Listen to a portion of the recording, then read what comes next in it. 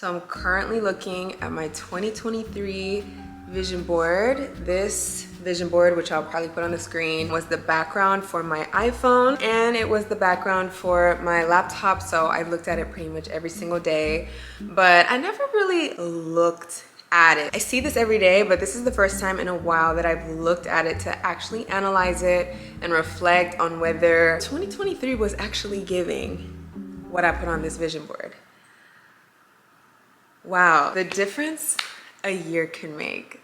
The difference a year can make. The difference a year can make. Oh my gosh. I have my win jar here. I made a win jar last year to kind of calculate my wins, my high moments, the things I'm proud of. And I did the same thing this year. I'm gonna go through this at the end of today's video with you guys. By the way, y'all, I don't have no plan for this video. I did not write out an outline. I don't have a plan. I'm really going off the dome. And I think sometimes some of the best videos come without a plan or without an outline. So I'm praying that that is the result of today's video. But welcome back to my channel. It is your girl Tomiwa Rodia. Today we are going to be reflecting on the year 2023. I asked you guys on Instagram to send me some of your questions. So we're going to be getting through a lot of those questions today. I have not looked at the questions just yet, so I'm very excited to see what you guys sent me. Normally I take a glance to see like, okay, what is the vibe, what is it giving, but right now I have absolutely no idea what you guys sent me. So I have all of the questions here. I see a lot of good questions. I'm just gonna start from the top. What has been your review of Islam since you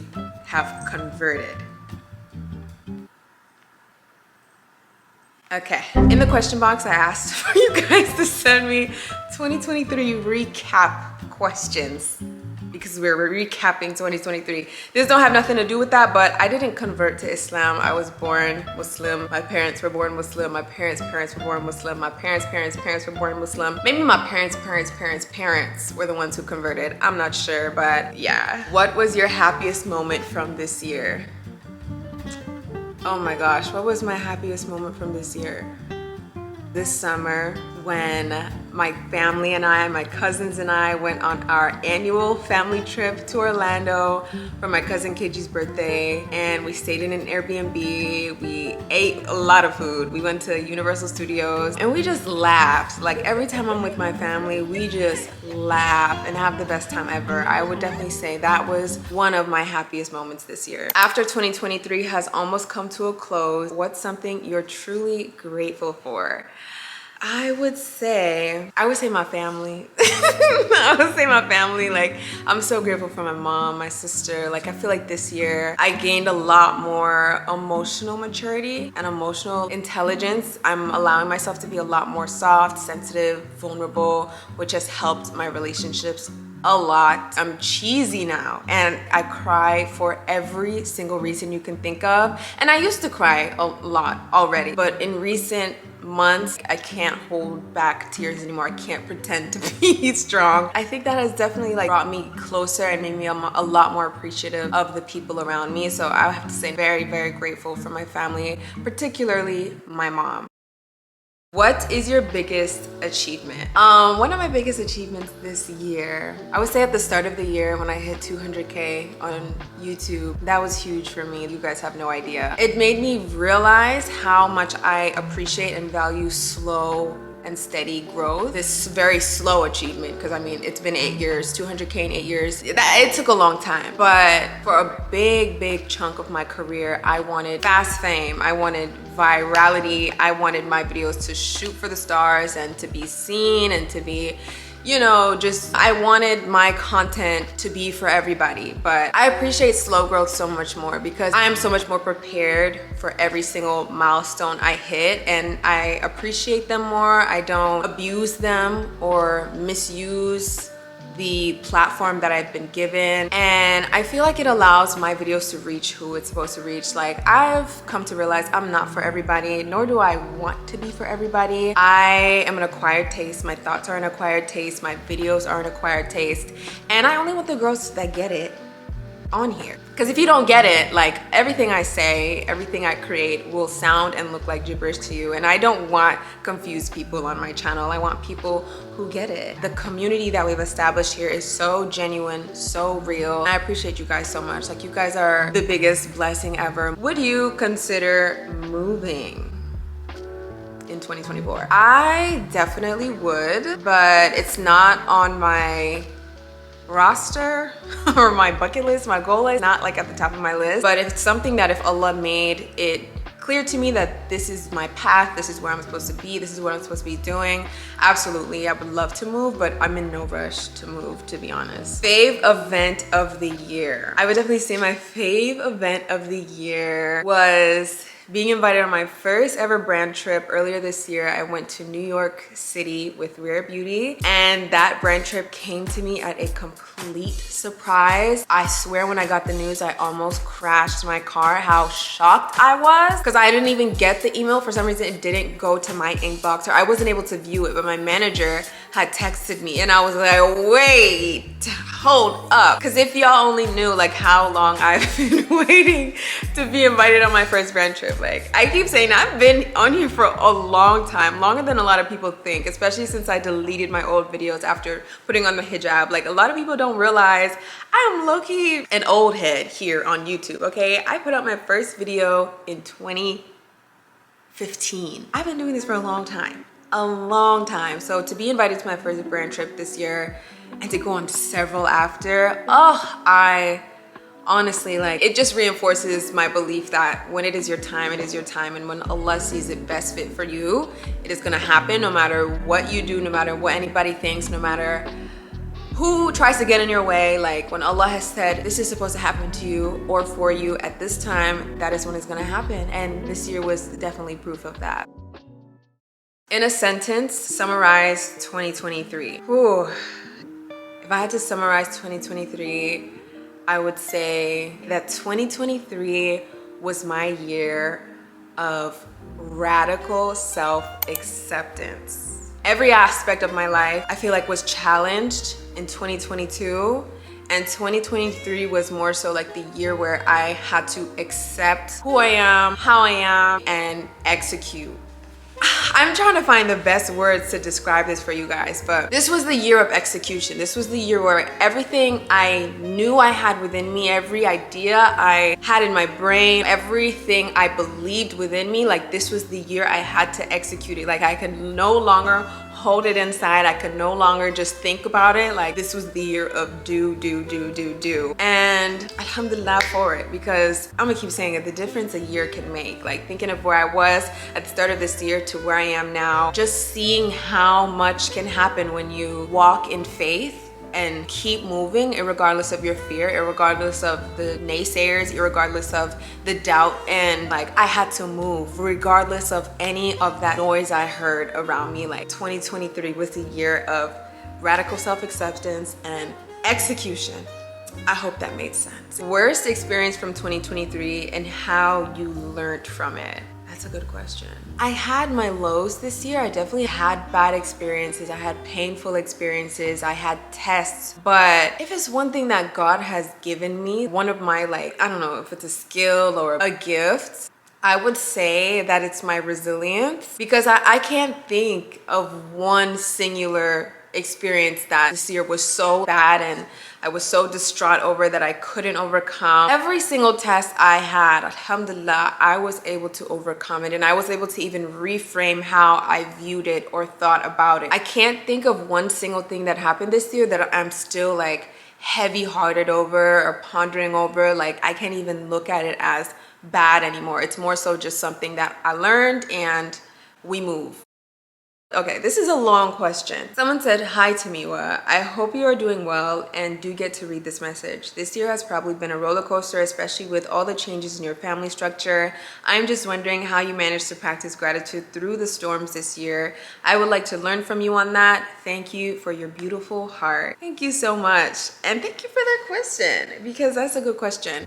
It kind of goes hand in hand with what I was saying right before I read this question, but my gratitude 100% comes from God, comes from really sitting with all of the blessings that we oftentimes take for granted. There's not a single day that goes by that I do not force myself to express gratitude, especially after my prayers, for every single thing I can think of. If you tried to get a pen and paper and write down every single blessing you have in your life, you'd probably die before you finish that list. I know that sounds morbid, I know that sounds crazy, but genuinely, you would spend the rest of your life writing that list and you would never run out of things to write about, because even when you think that you are not being blessed in some way, you are not seeing the same success or blessings that the people around you are seeing, you are more than likely taking a lot of blessings for granted, things that you don't even have to ask God for,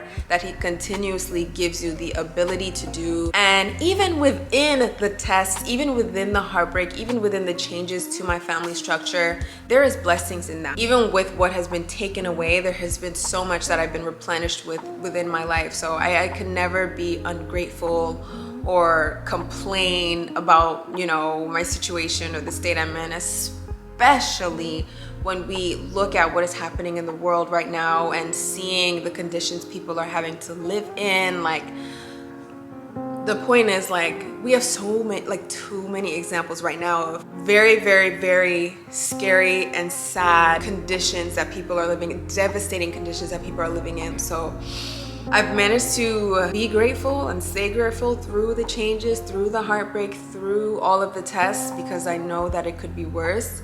And I know that even within the tests, I am blessed beyond measure. So I'm so grateful. Goals for 2024, inshallah. I'm actually gonna do a 2024 reset video right after this one, so make sure you guys stay tuned. Off the top of my head, some of the things I can think about, I really want to start scrapbooking next year. I wanted to start this year, honestly, but I made it such a big thing in my mind that I eventually was never able to start it because I psyched myself out. But I bought the supplies, I've collected the photos, I have all the stuff I need, so really all that's left for me to do is to start. I know it's not a big goal, but it became a big goal. That's what happens when you procrastinate. This person asked one lesson which you want to take with you to 2024. I think a big lesson I learned this year is to not lose yourself. I wouldn't necessarily say that I lost myself. I didn't come close to losing myself this year, alhamdulillah. But I think that there are past versions of me that wouldn't have believed that the version of me I am today would have been able to walk into the doors I've walked into, to occupy the spaces I've occupied this year, to have the opportunities I had this year. Like, there are versions of me in the past that believed that I would have had to water myself down or make myself more worldly to be able to do the things that I did this year. The lesson is that I lived my life authentically this year. I radically accepted myself and all of my beliefs this year, and I practiced what I preach. And even with that, I was still able to have the opportunities I had. Like, that is one of the biggest lessons I'll take with me to 2024 for the rest of my life. That's a lesson I will teach my children. You know, you'll look at other people's success stories and think that they have something you don't. They know something you don't. In order to be successful like them, you have to be like them. And that is the farthest thing from the truth. And I wish I could have told my younger self that. I was me this year, through and through. And I was able to do more than I've ever been able to do in my career before. And I hope it serves as a sign for you guys to do the same, because we're living in times where a lot of people think that they have to mold themselves into these images or water down their personalities and, you know, adopt different like beliefs that don't necessarily sit right with you, but you think that this is the only way to succeed because you see other people with these personalities and these bodies and these lifestyles having success. You think that's the only way to achieve it. But I just want to remind you guys that there is nothing more precious and valuable than your authenticity, your uniqueness, what makes you stand out. And your success story is in your quirk, is in what makes you different, is in what makes you stand out. And for the longest time, I was running from that. There is nothing more precious than being yourself. Any tips for 2024? Besides anything that I've already said, we all definitely could use less screen time in the new year. And I mean that even as a content creator. Like, I make a living from creating content, but I am trying to find a balance where I am not contributing to overconsumption, and I'm not, like, in every sense of the word. We could all use less screen time in the new year for sure. I think a lot of us need to touch grass, myself included. I've not actually touched grass in a long time, but there is something very humbling about going outside. Find hobbies, okay? If you're a woman, I really do think it's important to decenter men from your life. And one of the #1 ways you can do that is by finding hobbies and things to occupy your time. Mind what you consume. A lot of my own transformation, reinvention, whatever you want to call it, has come from minding what I consume, both in my mouth, through my eyes, through my ears, the places I allow myself to go. I no longer allow myself to just watch anything, listen to anything, because we are slowly but surely programmed by everything that we consume, whether you want to believe it or not. You are influenced. No matter how strong you may think you are a human. You are to some degree influenced by the things that you watch, see, listen to. So I think a big tip for 2024 would be to be mindful of what you consume, and don't consume anything that goes against what you believe in your core, what you believe about yourself, what you believe about your life. Those would definitely be my biggest tips for 2024. Almost 1 year of being a hijabi, how would you explain it? Fave and least fave thing about it? I like that question. My 1 year hijab anniversary. I can't believe it. I can't believe it. Just a blessed year. It is such a blessing to wear your religion with pride, to go places and to be an identifiable member of your faith. I love being a Muslim, and being identified as a Muslim has been an even bigger blessing. Being greeted in public when people that I didn't even think were Muslim would say salam to me, it warms my heart. The other day I was at a coffee shop and there was this guy. I'm not one to judge, okay? But this man was tatted from head to toe, okay? As in, he had tattoos on his face. Tattoos on the border of his face. So the last thing I was thinking was that he was Muslim, but subhanallah, he said salam to me, and I was like, oh my gosh, we everywhere, and we look so many different ways. There is not one look. Of course, the hijab is like an identifiable way of being Muslim, but like, there are a lot of people that came to Islam after having very interesting life stories. So you can never really tell like who is Muslim, who is not Muslim. But knowing that when I walk into places, people immediately know I'm Muslim and say salam to me, it's so beautiful. What was your favorite video you filmed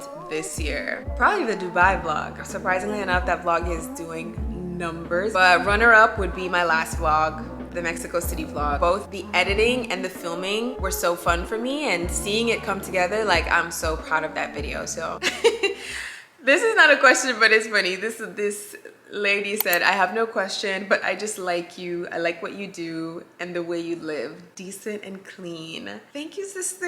That is a compliment. Decent and clean. I like that. I think I'm gonna go ahead and answer the last question of today's video, and that is, how did making your faith a priority impact your year? My faith made 2023 so much lighter. My faith has made me very resilient. I no longer feel the weight of the world on my shoulders. I am no longer single-handedly trying to fix my life and make my dreams come true and get to where I want to go on my own. Oh, I just remember the heaviness before this. Like, I remember how heavy life was and how dreadful the future seemed. And now, because of my faith, things are light, things are easy, and I'm so grateful for it. Oh, alhamdulillah.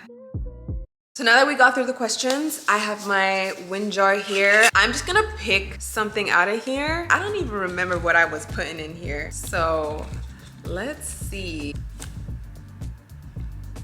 Oh, this was in January, February, March, April, May, June, July. This is in July, and it says, today I hit 100K followers on Instagram. That was a very big surprise. Instagram is also a platform I've been on for a long time, but it wasn't until like recently that I started posting on Instagram. Like, I used to post photos for fun, but I never really did like short form and stuff like that is all very new to me. And I feel like as I got into it, like I definitely saw growth, but I've recently kind of slowed down. I don't create short form as much as I used to, as I did like earlier in this year. I don't necessarily want to stop, but I don't want to put too much emphasis on it because I really do feel like my gift, my talent is YouTube. So I really want to pour into YouTube in 2024. I feel like this year there were parts of me that felt like, you know, I need to be with the times, I need to be on short form because that's where everybody's at, but I cannot neglect this platform. Like I think there's so much value in YouTube, there's so much value in long form content. I remember the stuff I learned in long form content, and I know that a lot of you guys can relate to that. So I don't want to neglect this platform, and even if our attention spans are shortening, like I still want to make use of YouTube for as long as I can, because I really do love creating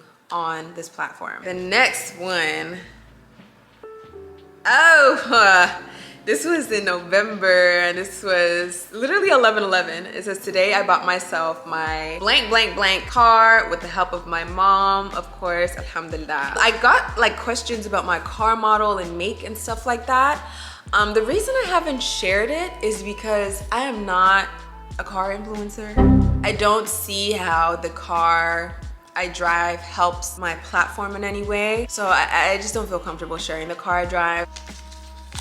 This was in August, and this was in November, and it says, it's been months since I documented a win. I think today I'm proud of myself for getting out of bed and getting straight into this routine. Yeah. It had been months since I documented a win, but I was very happy to have gotten out of bed because I was not having an easy time. And I've had a couple of those moments this year, more than I could probably count, but I think it is always a win when you're able to push yourself. This was in August. And it says, I forgot to fill you in on this, but our adoption application for Mimi just got approved. Mimi, this is when I get approved for your adoption application. She's also probably like one of my favorite wins from this year. One of my biggest achievements, accomplishments is being Mimi's mom. Like, she has softened me up so much. Like, I don't know what she's put over me, what she's done to me, but I literally live for her. Like, I love her so much. And she tests me, don't get me wrong, like we fight every day, at least like 3 times a day, but like we make up at the end of each day because she's the love of my life. Okay. This was January, February, March, April, May. This was in May. It says, I had my first Pilates class today. Remember, don't be so quick to judge a book by its cover. These kind of feel like fortune cookies, like the papers inside of fortune cookies. I don't know why I was writing them like that. Oh, this is a great one to end off on. This one was in May. It says, today I received news that I'm officially a member of the Sephora squad. Also finished my film room today, alhamdulillah. Oh, that was a big achievement this year, getting on the Sephora squad. I can't believe I didn't mention that throughout this video. The Sephora squad was such a surprise, guys. Like, it was not something I planned.